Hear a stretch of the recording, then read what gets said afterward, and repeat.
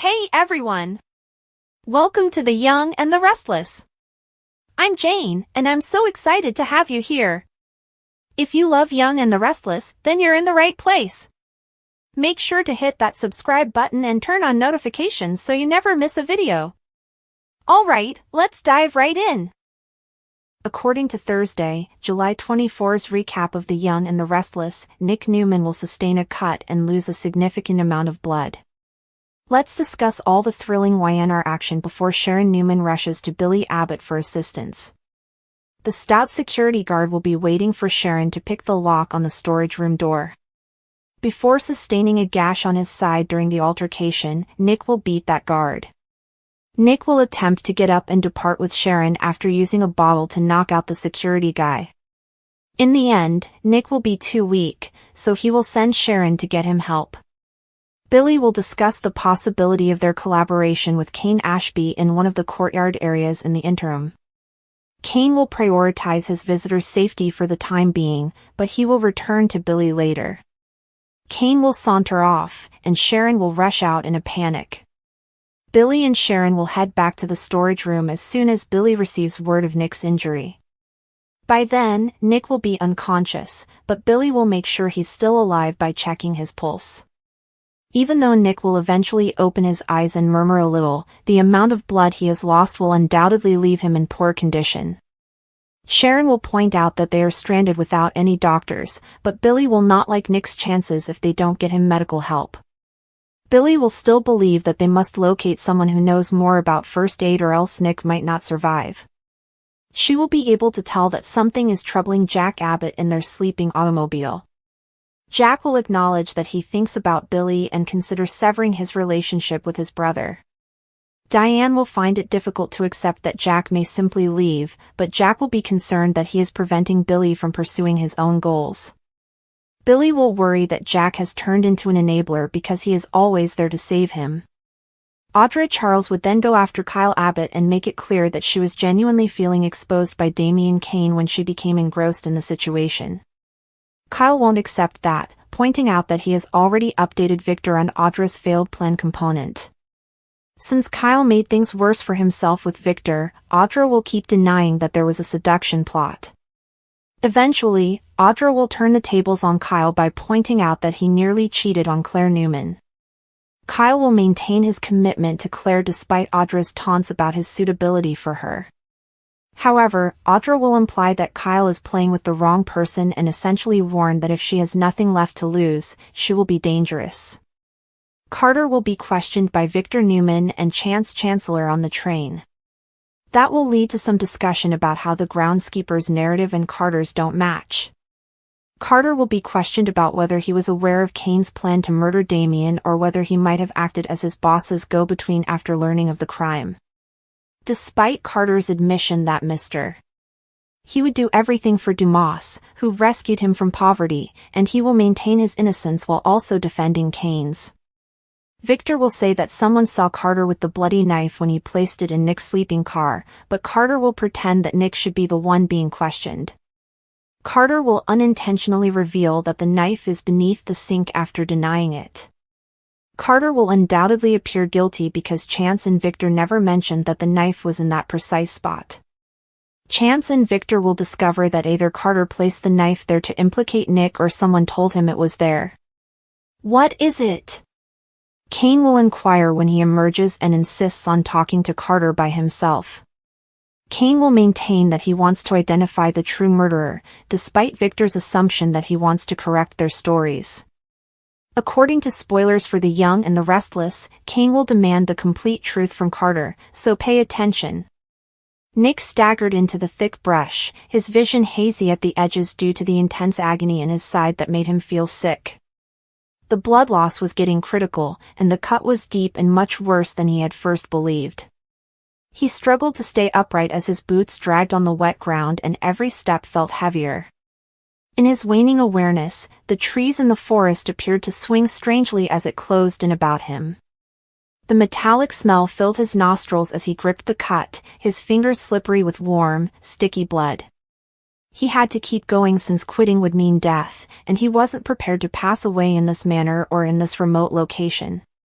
However, his body was failing him, his muscles were deteriorating, and he was breathing in short, ragged breaths. As his legs finally buckled, he could feel the darkness encroaching and the edges of his vision tunneling.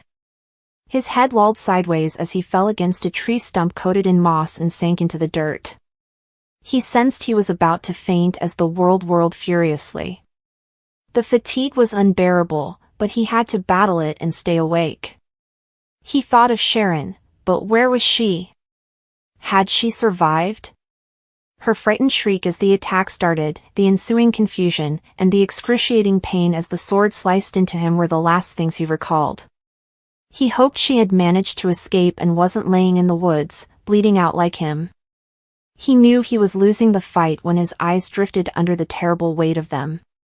The sound of distant footsteps crashing through the brush reached him just as the darkness was about to swallow him up.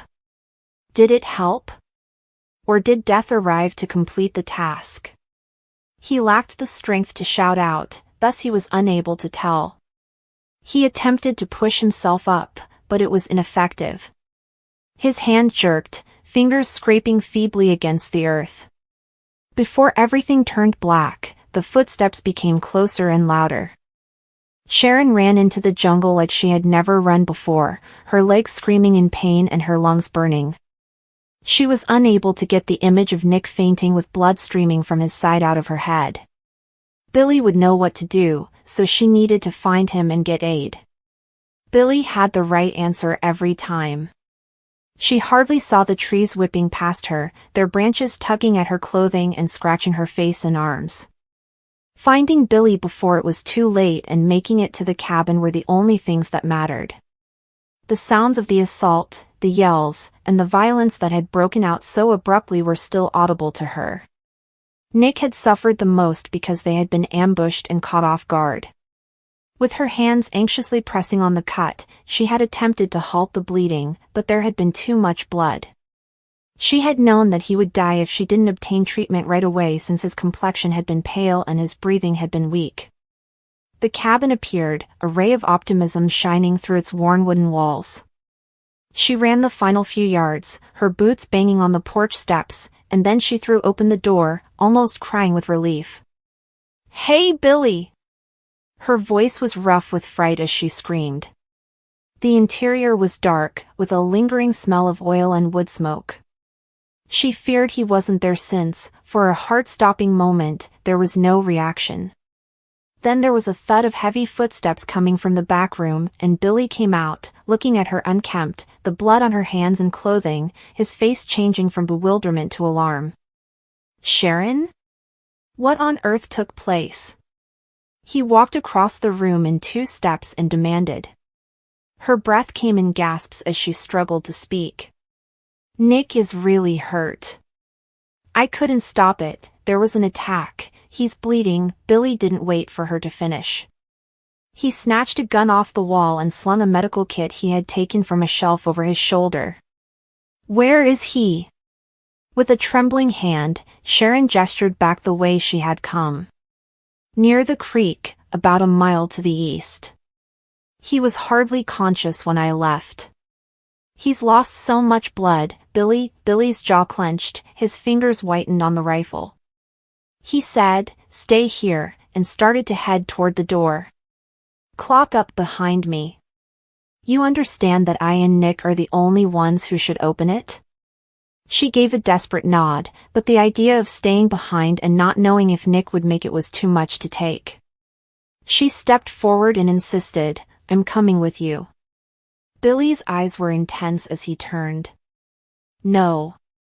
I can move more quickly by myself, and you're not in a fit state to return to the outside world." "Sharon, I'll bring him back. I swear." He left before she could fight any more, and the door slammed behind him. The excitement was still pumping through Sharon's veins as she stood there shaking. Billy was right, she was worn out, her body strained to its breaking point, but she still wanted to follow, to do something. As directed, she slumped to the floor with her back against the wall after fumbling with the bolt with her hands. Her own labored breathing was the only sound in the suffocating silence of the cabin. The situation's truth hit her as she gazed at her blood-stained hands. She had no choice but to wait while Nick, alone in the woods, may be dying. Her stomach turned at the thought. She ought never to have abandoned him. What if Billy was unable to locate him in time? What if? She closed her eyes tightly, not allowing her thoughts to wander in that direction. Billy would track him down. He was forced to. There was no other option. Each second was painfully sluggish as time passed. She listened intently for any noise, voices, footsteps, anything, but all she could hear was quiet. It was agony to wait. Nerves strained, she stood and paced the little cottage. Peering out into the deepening darkness, she examined the windows but found nothing. They were where? What was the duration? Even though she knew it couldn't have been longer than 30 minutes, it felt like hours. Then at last she heard it, heavy footfall, strained breathing, the sound of movement outside. With her heart in her throat, she ran to the door and yanked it open. Nick was draped over Billy's shoulders in a firefighter's carry as he stood there with a sullen expression. Nick's shirt was soaked in blood, his skin was ghostly pale, and he was unconscious. Sharon gasped. Is he? Unable to complete the question, she muttered. Billy hurried to the cot in the corner, pushing past her. With unexpected gentleness, he laid Nick down and remarked bluntly, "He's alive. But only about. Please assist me in removing his shirt." Sharon acted quickly, taking scissors from the medical kit and slicing the blood-stained cloth off. It was a deep, jagged gash just below his ribcage, still dripping blood, and the wound was worse than she remembered. Billy cleansed the wound and started sewing it shut, working swiftly and steadily. Nick moaned in agony, his eyelids fluttering but not opening, and Sharon's fingers tightened around his hand. Her voice broke as she whispered, "Hang on, Nick. Just wait." Billy moved methodically and had complete focus. After packing the incision with gauze, he securely bandaged Nick's body. He mumbled, searching the box for N4, "He needs fluids." Too much blood was lost. Sharon watched with a knotted stomach as Billy inserted the needle and the clear liquid slowly trickled into Nick's vein. "Will he arrive?" Her voice was small as she requested. Billy stared at Nick's pallid face for a moment before responding. At last, he stated, "He has a chance if he survives the night. But it will be very close." Sharon nodded and swallowed hard.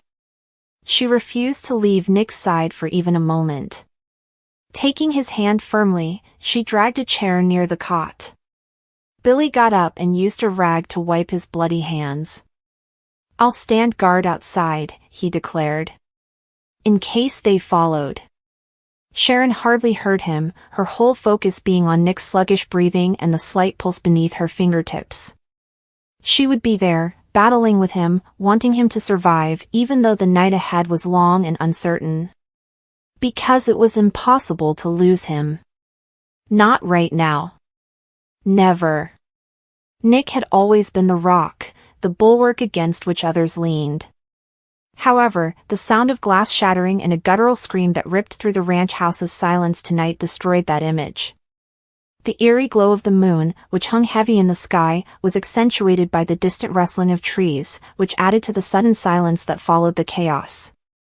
Crimson was already oozing through his shirt and between his fingers in regular, frightening pulses as Nick staggered backward with his hand held securely against his side. He hadn't even seen the attacker's face when the gash had occurred. The night was supposed to be peaceful. Anticipating a raccoon or a loose tree scraping the side of the house, he had gone outdoors to investigate a disturbance. He wasn't prepared for a darkened figure to leap out of the shadows, slicing through him like paper as the blade flashed. His mind relived the scene as he fell to his knees, his eyesight swimming with each heartbeat and his breath strained. Unaware that everything had altered in a single, blood-soaked second, he battled back panic as it clawed its way up his throat. His gaze darted toward the home and the warm yellow glow in the kitchen window where he knew Sharon was pouring tea. Sharon was unaware that her children's father was bleeding out on the chilly stone walkway only a few feet away. Absently, she stirred her tea while her mind wandered. It was too quiet in the house. Noah was working on a project, Faith had returned to college, and even the dog was dozing off on the couch. In the past, the silence was consoling, but lately, it seemed empty. She heard it then, a sharp, muffled sound, like something falling. Her head jerked up, her forehead furrowed in a grimace. She put down the cup and hurried to the window while looking around the yard. She initially saw only shadows and the softly swaying trees in the night air. Then she noticed a body slumped next to the path. Her heart fell. Anywhere, she recognized that silhouette. "Nick?" With a quivering voice, she called. No response. She flung open the door and ran to the still figure on the floor, trembling and barefoot. She slumped next to him, her knees hitting the stone. "Oh my God, Nick!" He let out a pained groan as his eyes briefly opened, unable to focus. Blood was all over, his palm was shaking as it attempted to press on the wound, and his shirt was soaked through, accumulating on the path below him. Naturally, Sharon's hands went to his chest. She made an effort to recall what she needed to do, talk to him, keep him alert, apply pressure, etc. However, it was excessive. The amount of blood was excessive. There wasn't enough time, a colder, harsher voice warned her, despite her mind screaming for her to dial 911. He was about to go into shock. He was getting pallid lips. She required assistance. Right now. Billy was the only person she could think of who lived nearby and had the foresight to move quickly. Her hands trembling, she snatched up her phone, coated it with Nick's blood, and called Billy without pausing to consider. Twice, the line rang. With her heart pounding in her chest, she muttered, "Pick up." At last, "Sharon?" His voice was sluggish. "Billy, Nick, I don't know, he's been stabbed or something." "I can't, there's so much blood." She stopped short. Billy was already in motion, telling her to keep on the line, maintain composure, exert pressure, and prevent him from fainting. Nick, however, was slipping quickly. Sharon yelled his name and shook him as his eyes slid back. "Nick, stay with me. Please stay with me." With tears clouding her vision, she applied more pressure to the wound. Even though she could hear Billy on the other end of the line, her brain was no longer able to comprehend what he was saying. The sound of Nick's labored breathing, the warmth of his blood soaking her hands, and the nagging fear that she might lose him were the only terrifying moments that remained in her entire world. Billy wasted no time. He was out the door with his keys in hand, tearing down the driveway in his vehicle, hardly even wearing his shoes. Every second seemed to drag on forever, even though he lived less than 5 minutes away. He kept hearing Sharon's voice, which he hadn't heard in years, raw, scared, and shattered. And it didn't make logic, Nick. Who would act in this way? Why? Sharon was huddled over Nick's motionless body, crying, her face smeared with blood and tears, by the time he screamed to a stop outside the ranch house. Billy rushed to her as she cried, "Help me." He fell next to her, his hands already reaching out to examine the wound. It wasn't good. Deep. "It's too near the ribcage." Billy said, "We have to take him to the hospital right away. We can't wait for an ambulance." Sharon silently nodded as her tears grew more rapid. Nick moaned softly as Billy gently lifted him up, his head lolling against Billy's shoulder. After opening the passenger door, Sharon climbed into the back and held Nick's head while speaking to him and begging him to live. With its engine roaring and its tires churning up pebbles, the truck took out and rocketed down the road. Time seemed to float by in the truck. Sharon cradled Nick's face in her lap while caressing his hair and repeating his name like a mantra. Billy drove crazily, disregarding speed limits, his heart pounding and his teeth clenched. They arrived at the hospital in record time and skidded into the emergency room, where a gurney-carrying nurses and orderlies hurried out. Someone gently but firmly stopped Sharon as she attempted to follow. They declared, "We've got him," and she found herself standing in the white fluorescent hallway with Nick's blood still clinging to her hands and a scream stuck in her throat that she was unable to let out. Billy came up next to her, panting, and put his hand on her shoulder. He remarked, "He's strong. He'll make it." However, neither of them took it seriously. Not at all. Not after observing his pallor. Not after the ER doors slammed shut and the flatline beeped for a half-second. For what seemed like years, they waited. When a doctor walked by, Sharon would stand with her breath held and then sit down again. Her hands continued to shake. Every muscle in Billy's body tensed as he paced like an animal in a cage. A nurse eventually emerged to inform them that Nick was undergoing surgery. Hours would pass. An artery had been struck by the blade. Too much blood has been lost. They were attempting to keep him stable. All they could say was that. After hiding her face in her hands and collapsing into a chair, Sharon eventually broke down in tears. Billy sat quietly next to her, holding her hand the entire time. The waiting area seemed empty. Time stood still. It was almost as if the outside world had vanished. Whether Nick lived or died was all that mattered. Eventually, Sharon gave Faith a call. She only told her enough, not everything. Faith vowed to board the subsequent aircraft. After hanging up, Sharon gazed numbly at the wall. Billy departed for a moment to get her water and a fresh pair of scrubs from a nurse, which she gratefully put on in the restroom while shakily cleaning Nick's blood off her arms. She gazed at her haunting, pallid, and hollow-eyed reflection in the mirror. She was unfamiliar with herself. Billy was ready with a blanket and a fresh cup of coffee when she came out. He said, gentler this time, as though attempting to persuade himself, "He's going to fight. He hasn't finished yet." A doctor eventually came a few hours later, as daylight was beginning to peek through the clouds. Sharon sprang to her feet immediately. "He survived the surgery," the physician declared. She felt a flood of relief that nearly tipped her over. "He's stable, for the time being." It was near. "He is a warrior, though. We had to repair a torn artery and he lost a lot of blood. However, he is recuperating. We'll need to keep a close eye on him because he'll be sleepy for a while." Sharon started crying once more, this time out of relief and sheer exhaustion. Billy prevented her from collapsing. "Can I see him?" she inquired. The physician gave a nod. They escorted her to Nick's room via the silent hallways.